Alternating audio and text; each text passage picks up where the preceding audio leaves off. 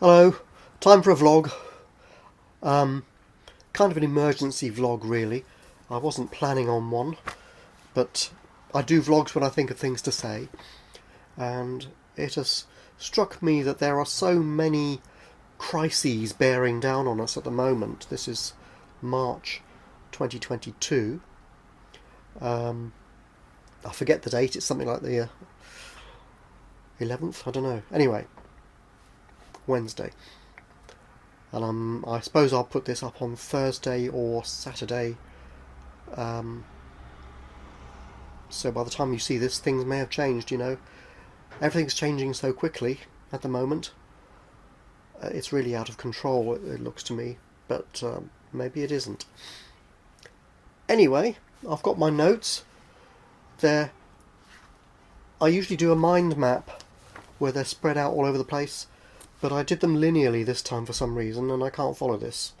It's just point by point. It's too difficult. I like it all spread out. But anyway, we'll see how it goes.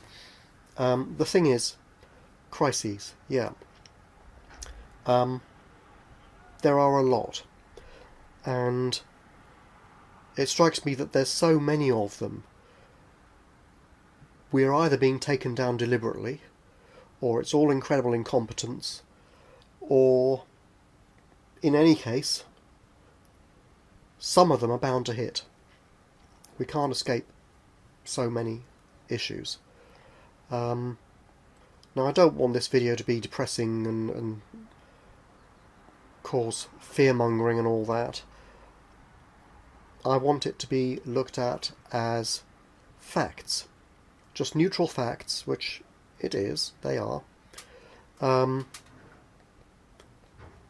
And knowing about them, we maybe can take some steps to prepare ourselves for them. For some of them, I would suggest having a couple of weeks' supply of water and canned food at least on hand. For others, you might be looking at your savings and things like this. I don't really know how to protect those sorts of things. Spread them out as best you can do, I suppose. Diversify, as the financial gurus tend to say. Just checking the microphone. Is it recording? Yep. Okay. So, crises. First of all, obviously the war in Ukraine. As it is at the moment. Maybe it will have spread by the time this video goes up, or not long after, maybe in the next few weeks. Well, there's not too much to be said about that. As long as it doesn't go nuclear, biological, chemical, I suppose we're okay here in Britain and other countries outside Ukraine. But it's worth pointing out that this links into some of the other crises. First of all, because the West is imposing heavy sanctions, Russia is now no longer able, even if it were willing, it's no longer able to pay its bills to various Western institutions which were linked or investing in or working in Russia. So, some institutions, like big banks or something, may well go insolvent. A bit like the Lehman Brothers crisis in 2008, which led to the mini recession of the time, or big depression of the time. Well, not really a depression. I think we're in a long-term down phase, but that was a little hiccup in comparison to what's possible. But yes, so any day some big institutions could fail because they're expecting a couple of billion from Putin's crowd and they're not going to get it.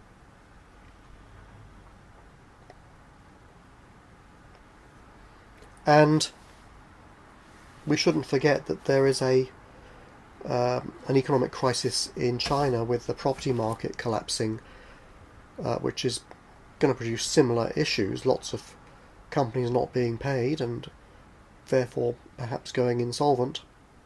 that sort of thing tends to spread, because as these companies go insolvent, they don't pay the people they're supposed to pay, and it spreads. So in 2008, in America, you had Fannie Mae and Freddie Mac, which couldn't cope, and on, right? And of course, that the Ukraine thing is a military issue too. There's a non-zero risk of it going very dangerous, let's say.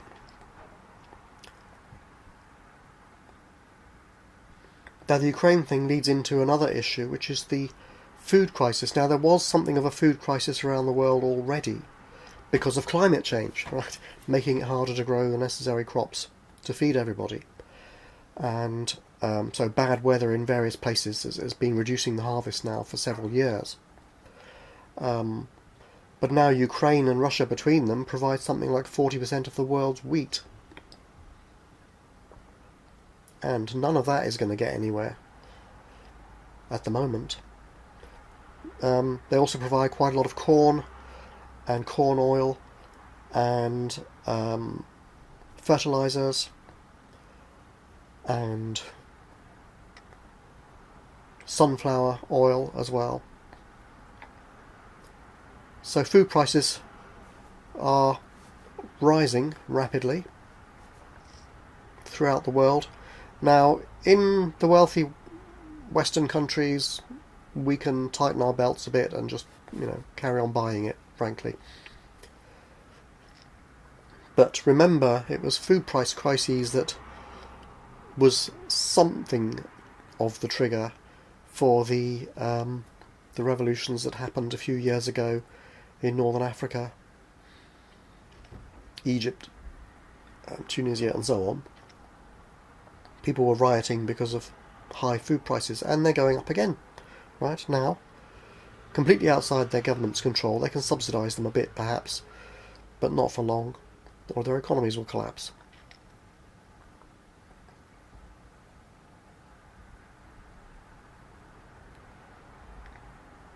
And those food crises around the world may feed into refugee crises, as people look for somewhere to go where they can eat and maybe get a job or just survive. So a couple of million have come out of Ukraine already. People are still coming to Europe from North Africa in numbers, and they have to be accommodated somehow. And although Britain is very stingy about it, my thinking is we really do need these refugees because we have a demographic time bomb, another crisis, right? There are not enough workers to support our pension schemes and our social security systems. The pension schemes throughout the West were set up as Ponzi schemes. So people come into the workforce, they pay their taxes or national insurance in this country, and that money, instead of being invested for those workers, is just handed out straight to the old members, like a pyramid scheme. So the new members come in and they make some money, and it feeds up the tree to the older people who've been in there longer, and they get the money, basically. So the pensioners get the money straight out of the pockets of the workers, rather than it having been invested in business and industry and all the rest of it, which any sensible scheme would have done. It was probably set up like that in the first place because there wasn't really the money to pay the pensioners without taking it straight out of the workers' pockets. But at that time, when they were set up, there was something like 4 workers for each pensioner at least. But now, because birth rates are down and have been trending downwards for a long time, and retirement is increasing because the baby boomers are retiring at present, the number of pensioners is going up, the number of workers is going down, and there's just over 1 worker now per pensioner in most countries that have pension schemes. That's not sufficient to pay them. So we need these refugees to come onto the books to pay their taxes and pay for our welfare schemes, basically. If we don't do that, those schemes will go bankrupt, or the government will print money and go bankrupt itself eventually. I will come on to that, because that's another crisis.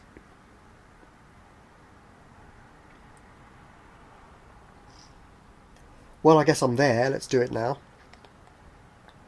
The United States, for example, $30 trillion in debt or something. Right. Because what happens is they need to pay for all sorts of stuff.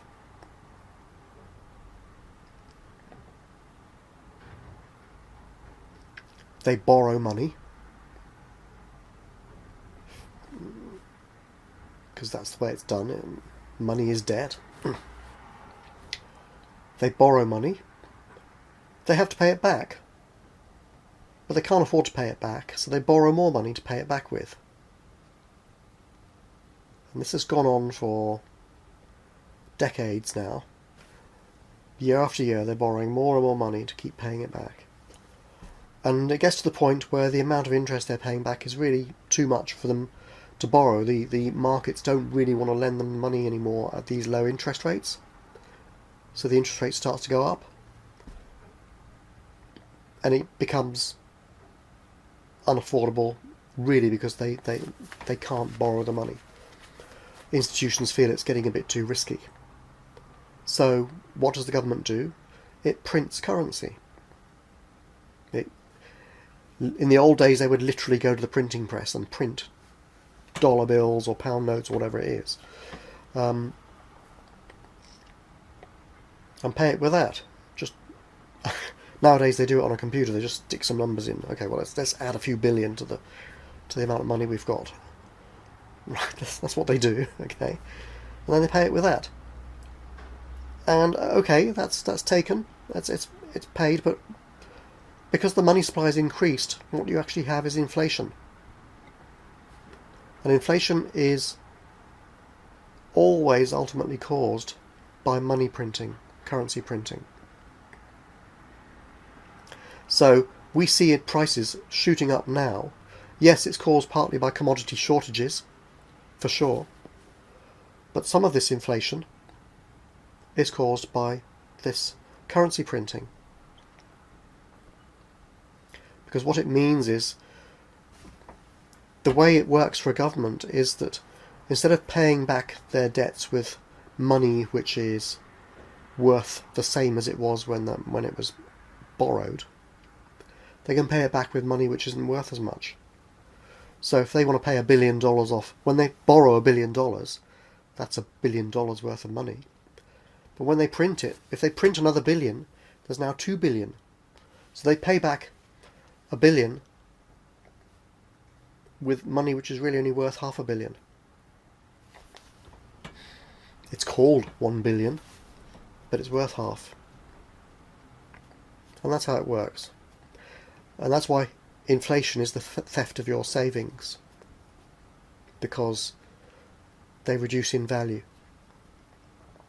If you're getting 10% interest out of a bank, these days, try and find that. But inflation is 20%, you're losing 10% a year.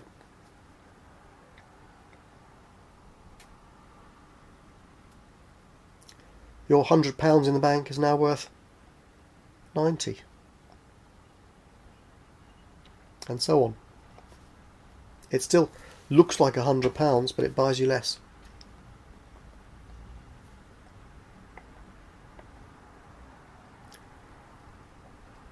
And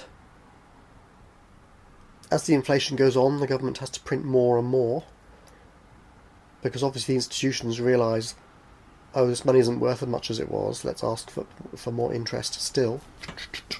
And it goes up and up and up. And at no time in history, except arguably after the Second World War, has a country got out of this without a major collapse. In fact, even whole empires have fallen as their currency collapses. It collapses because people feel it's just not worth anything, so can't lend to you, sorry. So the government can't buy anything. They start stealing the wealth from the citizens. They start off with inflation. Then they start to make rules like you can't move your money abroad, you can't hold any gold, you have to hand it all over, you can't invest in foreign currencies, and on, okay. You have to pay extra taxes. It's called financial repression, and this is what governments throughout the West at least are going to have to do, and are doing, beginning. So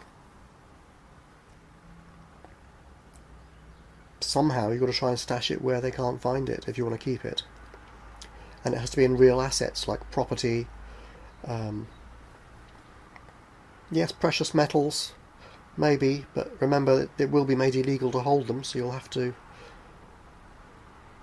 think about what you want to do about that.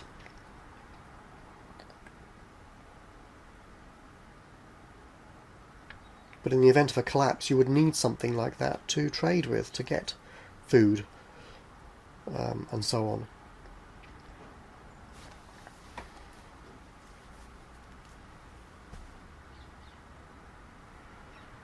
Of course, we also have an energy and a fuel crisis.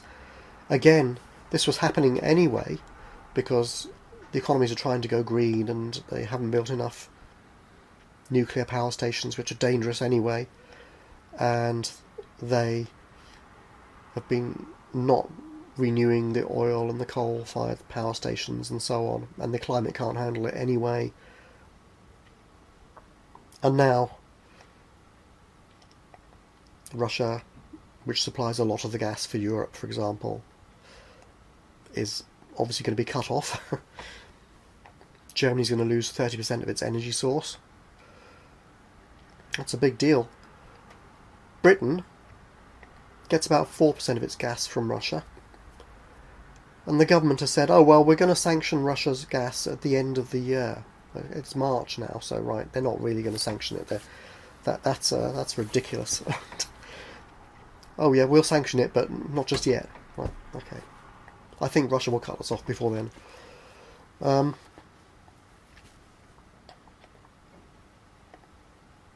There's increases in homelessness.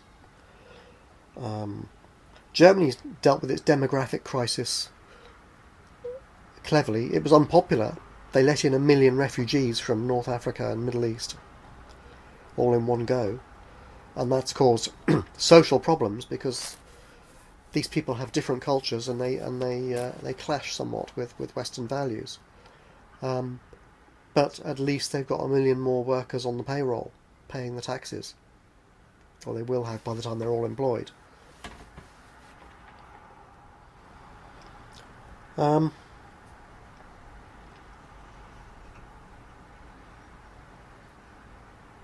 along with this inflation and debt, we have a chip shortage.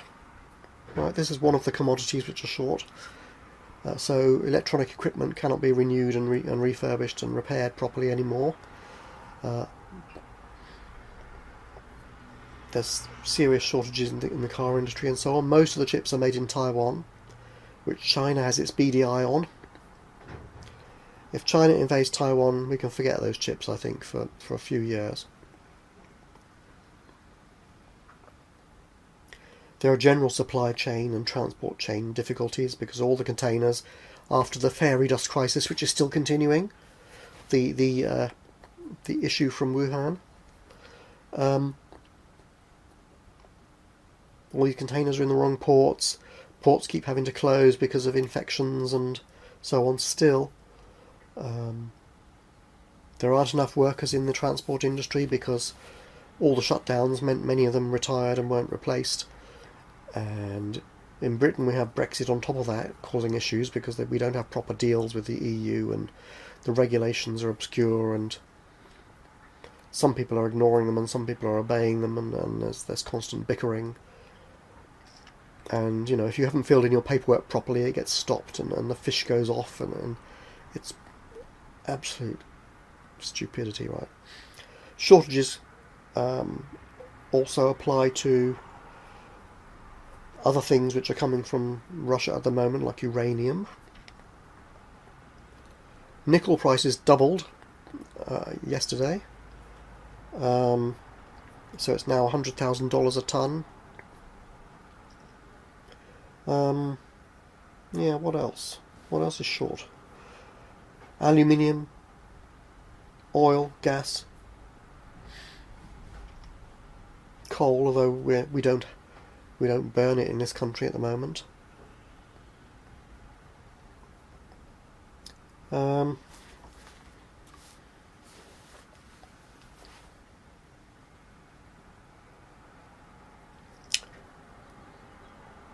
There's another one which I suppose I've alluded to climate change and mass extinction. So we're going to get bad weather events, obviously, again. We've had 3 big storms in Britain this winter. I know in places like the United States they get massive tornado storms and hurricanes, and Australia they've had massive flooding, and so on and so forth. That is just not coincidence. It is caused by increases in the global temperatures, which are made by humans. Remember that oil companies are fiddling the figures and obstructing government, or purchasing government, if you like. And that brings us on to another one which nobody is talking about, I think. The rise of general AI, artificial intelligence. We're going to have to tax those robots that replace people's jobs to pay the pensions. So, okay, that's a way around it, but people's jobs are going to go. And the governments, being slow and stupid and bought, will not be paying people proper wages in the beginning. We'll probably have universal basic income eventually. But artificial intelligence is a big threat, and promise, of course, because the problem with artificial intelligence is, like our other machines, we have machines which are stronger than us, faster than us, and so on. With artificial intelligence, the idea is that they will be more intelligent than us, and that's a big problem. I mean, we're not all that smart. As a species, we're just about capable of sustaining a civilization for a few hundred years, and then it collapses again. Hint, hint. Look at all the crises. And the problem with artificial intelligence is, how do you control it? What do you tell it to do? The classic example is you build an artificial intelligence factory and tell it to make paperclips. That's its job. Make paperclips. So because it's smart, it outsmarts its human controllers. And when it runs out of resources, it builds machines to go out and get them. Fine.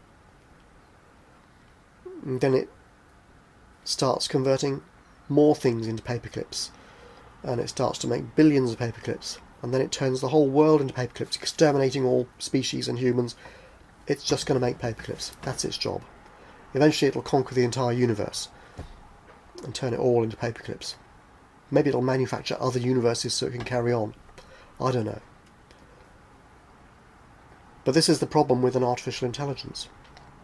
A bad AI is, how do you control it? How do you tell it what to do? How do you make the rules robust enough that it doesn't go and do something stupid like that?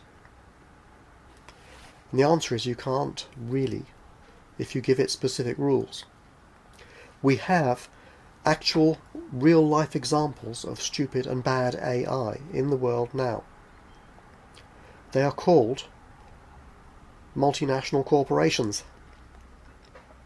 and indeed companies in general. But the corporations are the worst examples. We have given them one rule, a simple rule: make a profit for your shareholders.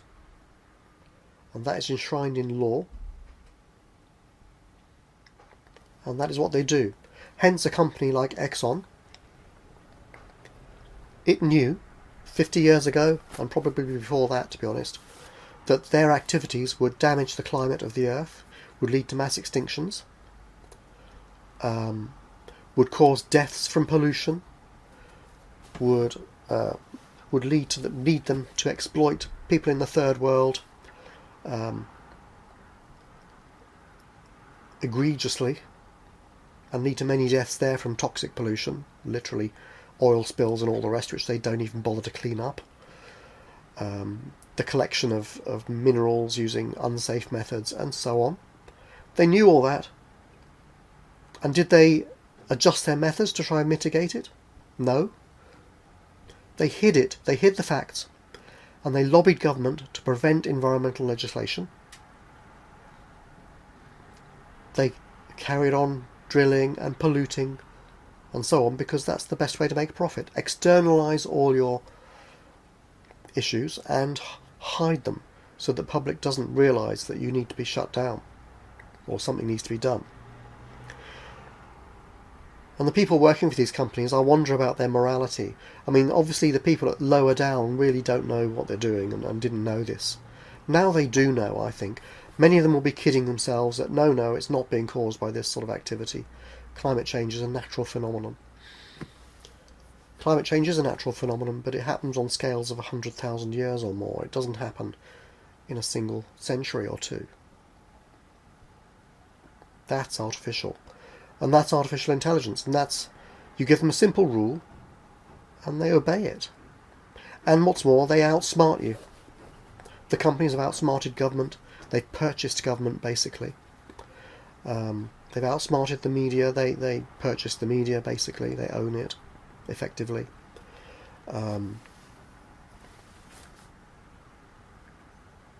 We have failed to stop them. And they're still doing it. A Chevron executive is overseeing the IPCC's reports, toning them down. They've been in there, in the Intergovernmental Panel on Climate Change, from the beginning. Oil company executives overseeing these reports and limiting what they can say.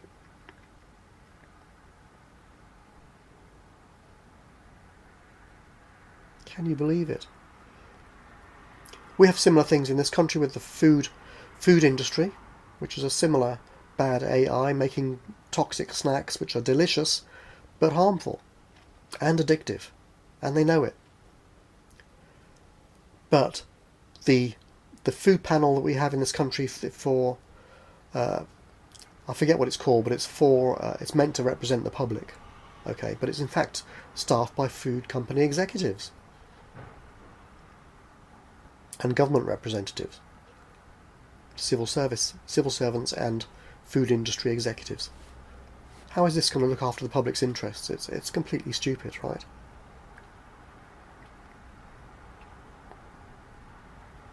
And our whole system is set up like this. Various panels and groups and so on are immediately infiltrated by the bad AI and subverted.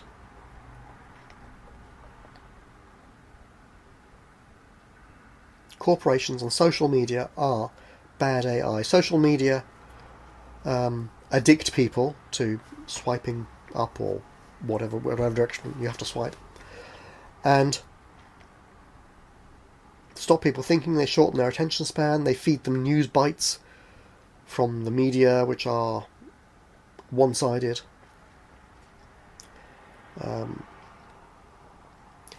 The media as a bad AI have been bought and controlled by government, which are bought by corporations, and they're bought by corporations themselves. And instead of being the true fourth estate and holding government and corporations indeed to account, they're mouthpieces for them. You won't hear them criticising their advertisers. They will criticise the government where it's safe to do so. You can kick out a minor minister sometimes. But overall, what they tell you is what the government says. A government spokesperson said this, a government spokesperson said that. And at the end of the article, they may have some bit oh, this person says that's wrong. It's not proper reporting. When they're reporting on the Ukraine war at the moment, you can see that the media want us to intervene. A few years ago, when the West wanted to get involved in Syria before they had done so, for a short while beforehand, all the media were reporting, oh my God, so many children are being killed in Syria, we have to intervene. But in fact, the public at that time, opinion polls show the public didn't want us to get involved. So all the reports just suddenly one day stopped. After that survey came out, the government realised they couldn't sell it to the public, and it just stopped. The reporting just stopped, and instead of going in gung ho, the government slid the forces in without it really being reported properly. 100 troops here, 100 there, some weapons. Those things were reported, and they kept on doing that until they had the numbers in there that they wanted anyway. And Syria is still being bombed by our weapons. And now we're getting reports in the media, Ukraine, oh no, children are being killed, we have to intervene. That's the subtext is we have to intervene. As if starting World War III is a good idea. I'm not saying that the killing of children is a good thing, of course it isn't. But the media are only reporting it because they have an agenda. If we intervene, the numbers of children killed will increase massively. For sure. And the media are not reporting on the children currently being killed in Syria, in Somalia, in Yemen, with our weapons and guns and missiles. So, it's an agenda. You do get a report, say from Yemen, 52 civilians were killed in a missile attack today. Next. That's all.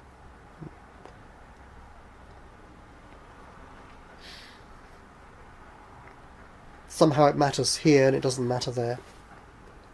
That's how you know it's one-sided, because of the inconsistency.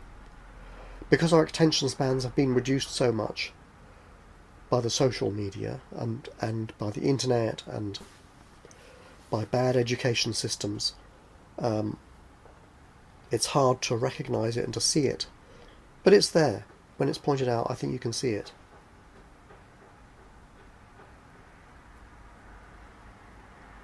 And the media are doing a really good job of keeping us asleep. And it leads to the inevitable decline of democracy. I don't know about your country, but Britain is run by the most fantastic set of fools I've ever seen. It's either the deliberate running down of the country, and the West as a whole indeed is being broken up by all these crises, which is either deliberate or it's just the end result of human stupidity, or both.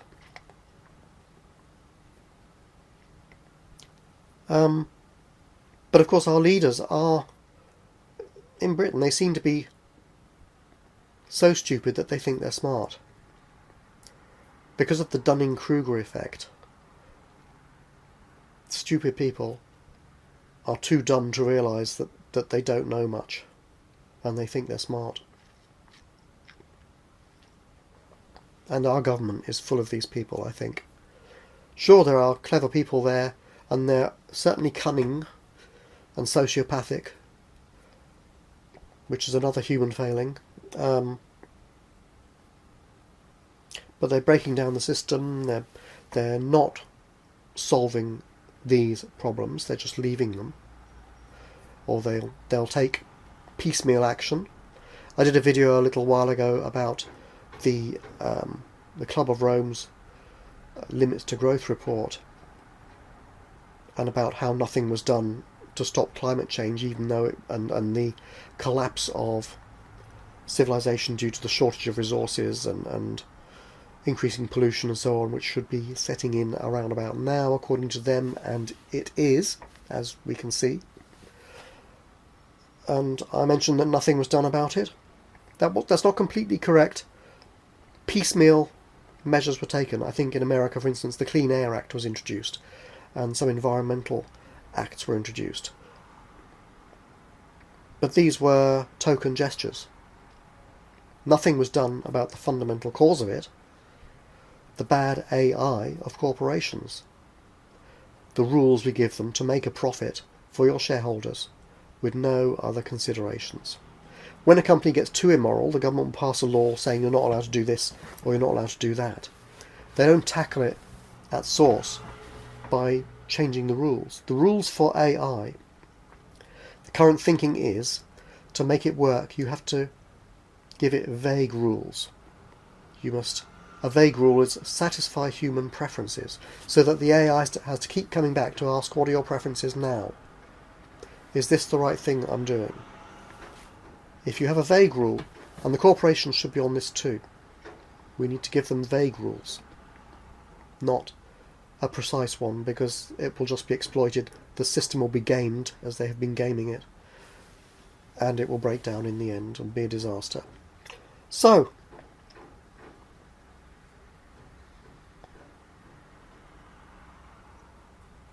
trying to see if there's anything else I've missed out. I think I've more or less covered it. You can see there's so many crises bearing down on us now. What on earth? Have you got ideas what we can do? I realise in Britain getting a bug out bag together and taking to the hills isn't going to work, because you're never more than a mile or so from civilization, or what passes for it, right? You can go out into the wilderness slightly, but really we can't do it in this country. I live in a city. It's hopeless. I hope to retire to the countryside in 2 or 3 or 4 years, but there's no escaping it really in this country. I think we just have to suck it up.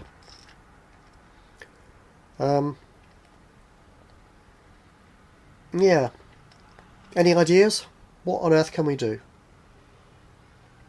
Because what can we do is really important. I think we have to look at our spiritual growth, our enlightenment. The lesson of all this that we need to learn, and learn it solidly, is that we are incompetent. Right? We need to be humble. And only then will we take on the AI rules of double checking that we're doing the right thing all the time and looking at the consequences. If we go in arrogantly thinking we know what's what, like governments and corporate sociopath leaders do,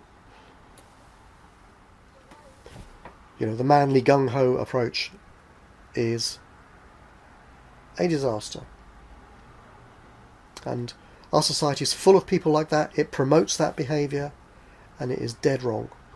We know next to nothing, and we can do next to nothing right without being humble and checking and double checking and rechecking and comparing it with our morals and our values and seeing if what we are doing matches the right thing.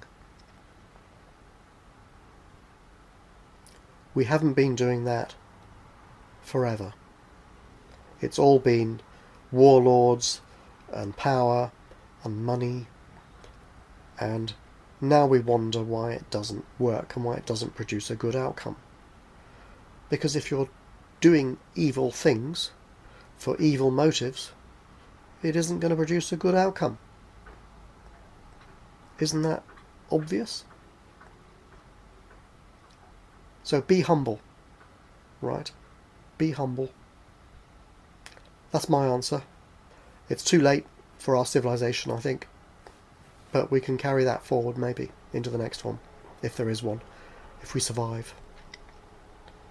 Okay. Any ideas, any comments? What do you think? Bye for now.